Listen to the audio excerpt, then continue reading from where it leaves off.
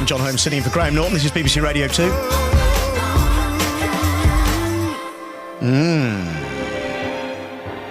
Now then, this is where we do live music, okay? This is the right thing to do, I think, for the programme. I know Dermot in the afternoon, he will have bands in for live sessions, of course, and there'll be a little bit. The way it works is because I've read the manual on how to do radio, not that you'd know from listening to this, but I have, and it says you have musicians in, and they must indulge in a little bit of light chat, and then perhaps play a tune, and then a little bit of chat, and then play another tune, and that's kind of how a live session works. But we thought, well, we could do it a little bit differently, because Dermot obviously has, bands in and sort of pop stars, rock stars come in and everything else. And we thought we'd do it a little bit differently. What we're going to do is we are going to get pop and rock stars, but proper people, proper ones, frankly, not the namby-pamby, mollycoddled people who arrive with entourages and all that stuff. What we're going to do over the next, till September, till Graham gets back, is we're going to have live sessions from the nation's buskers, right? So we have scoured the streets, quite literally, not scoured, because that's cleaning. We've looked around the streets and we have found for you the best talent that's out there, frankly. And our first guest today, Jamie. Hello, Jamie. Hello, John. How are you? Not so bad, not so bad. So this is, is this your first Radio 2 live session, just out of interest? Yes, it is. Pretty much, yeah. And so, Jamie, where are you from originally, Jamie? Then what? I'm from Birkenhead, right, in Merseyside. And do you busk there? I used to busk there, many moons ago. And so you've come to, we found you, hanging around a tube station, but is that because the streets are literally paved with spare chain? How does it work?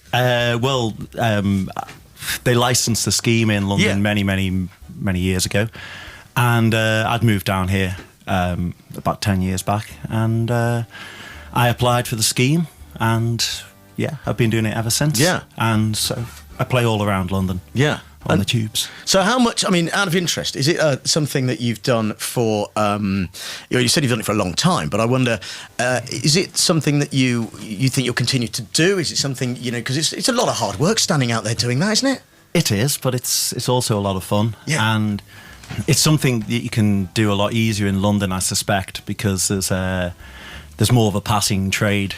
Right. I think... when I was doing it in Birkenhead, you get known very, very quickly, and you've got to have quite a large turnaround of tunes. Otherwise, you are that man who only plays Mrs. Robinson. Streets of London. Yeah. How many tunes do you have in your repertoire, would you say? Oh, hundreds. Yeah? Hundreds, yeah. And do they have to be a certain kind of thing? Do you find that the passers-by go for... Do you get more money for stuff in a certain genre, or if you sort of start playing Metallica, what's going to happen? I don't play any Metallica. Oh, it's disappointing, frankly. But I do...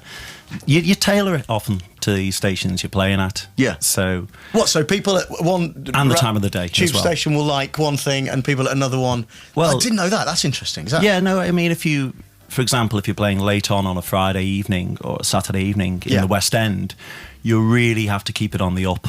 Yeah, and you're playing your livelier tunes. Yeah. So what did you do on a Monday morning? On a Monday morning, I will play you one of these in a minute. Oh, good! I look forward to that. One of the more laid-back songs, should we say? Shouldn't it be the other way around, though? Shouldn't you be cheering people up on a Monday morning and sort of chilling them out for the have you done your research?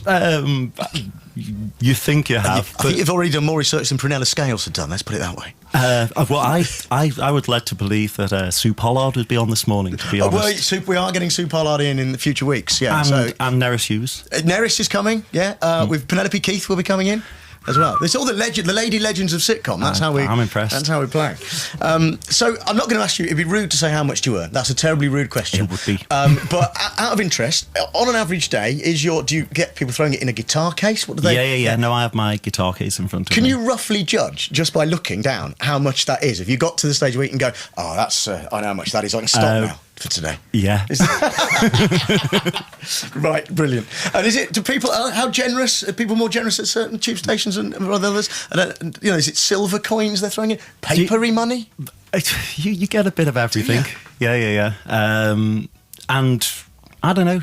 I personally, for example, I quite like St. Paul's at the moment. Okay. I think that's got a bit of a See, this vibe. is- And when the protest was going on, Yeah. it got very generous. You'd be surprised. Really? There were people who were in support of that protest seemed to be very generous. This is and it's technically you're sort of on tour all the time. That's just sort of going. That's Yeah.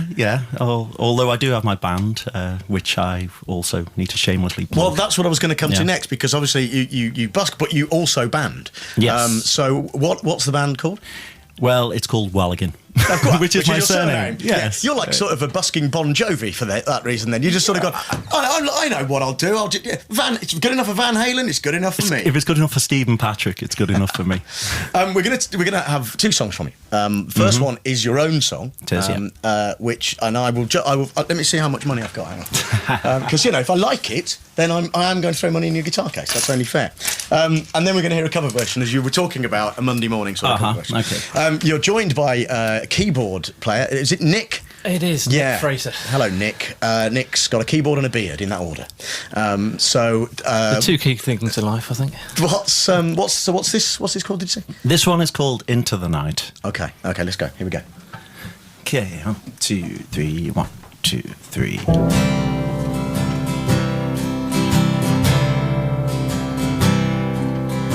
How can we contemplate time,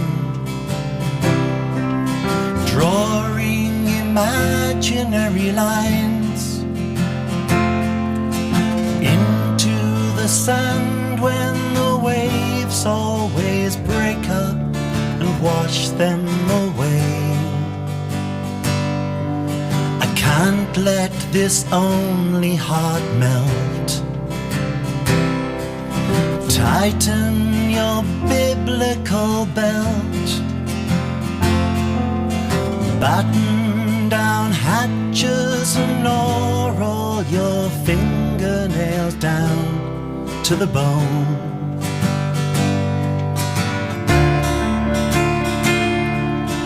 Yeah, into the night.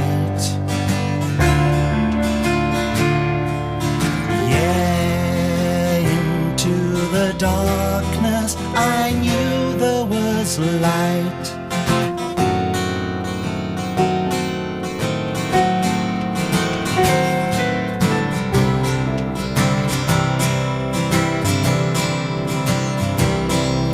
I thought that we'd never go far, just strumming acoustic guitar. Layers of blues, I know you failed, but we carried on. We carried on.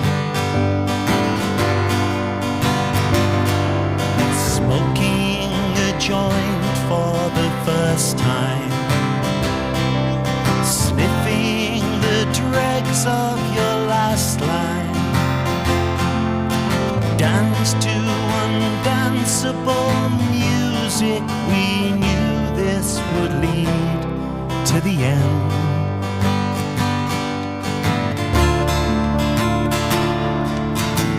Yeah, into the night. Yeah, into the darkness, I knew there was light.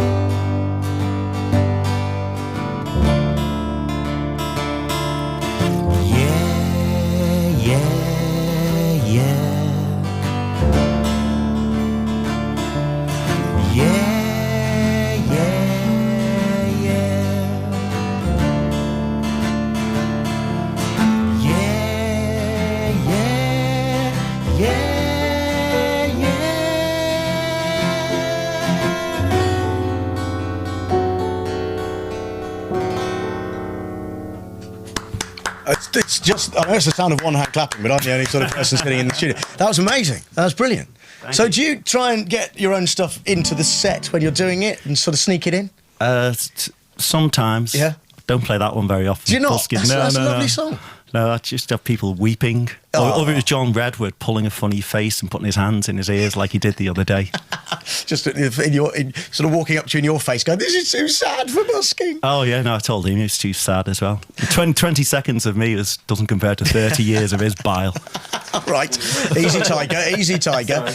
Nick, do you busk also? I'm not a busker. Okay. I'm not, no. What do you do? I work next door, actually, at the Royal School of Music. Yeah.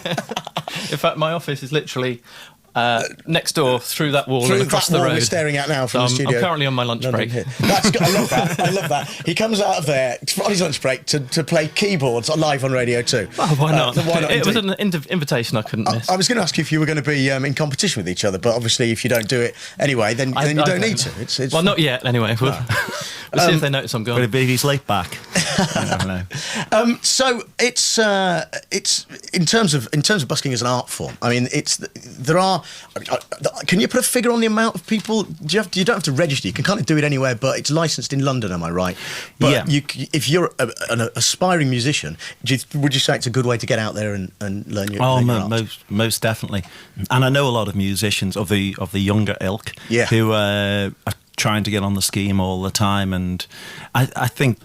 Certainly the ones who've got on more recently, I can tell that they're using it as rehearsals as much as in terms of, a profession. Yeah, yeah. But there's so little work out there anyway. You know, it's almost, I feel quite lucky at the moment. Yeah, no, it's a good. And do you find you it works? So if you want the best and prime spot, do you have to argue with other buskers? There's a busker fights, is what I'm asking you.